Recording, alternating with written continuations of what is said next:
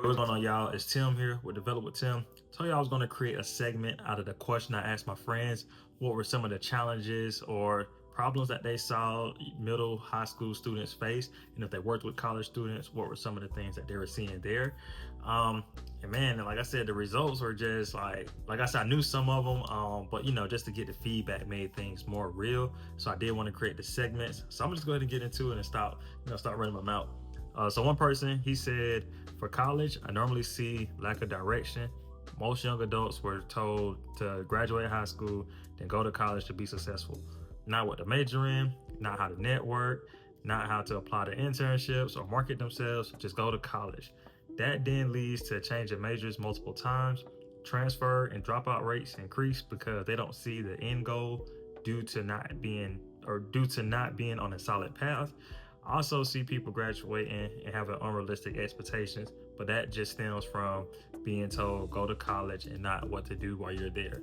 And man, I feel like this really is a huge part of the problem.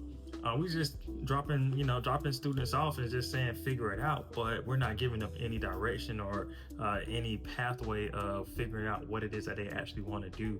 We just tell them, oh, if you go here, you're going to be successful. That's like me telling you go to Atlanta, you're going to be successful, but I'm not telling you what to do while you're there. But anyway, so when we're telling them to go to college to be successful, I feel like that's not necessarily the right thing to tell them. I feel like we should start asking our young leaders, like, what are some things that you're interested in? What are some things that you're passionate about? What do you value? What problem do you want to solve? What type of service do you want to offer to people? What do you want to be in society? Or once it's all said and done, and let's say you're writing a book or you're reading a book about your life, what would you like for it to say that you've done? And once we start getting down to what it is that they truly value, that they're truly passionate about, then it's easier to guide them in that direction to say, okay, well, you want to do this career. So this career, you don't have to go to a four-year university. You can go to a trade school or you can get an associate's. Or if it's like, oh, you want to do that? Okay, well, you got to go to a four-year university. You have to have a master's degree. You have to have it's like you have to have X, Y, Z.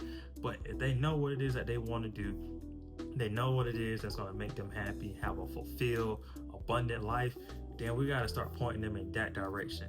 We can't tell them to go to college just because we didn't go and we want them to, do something that we didn't do.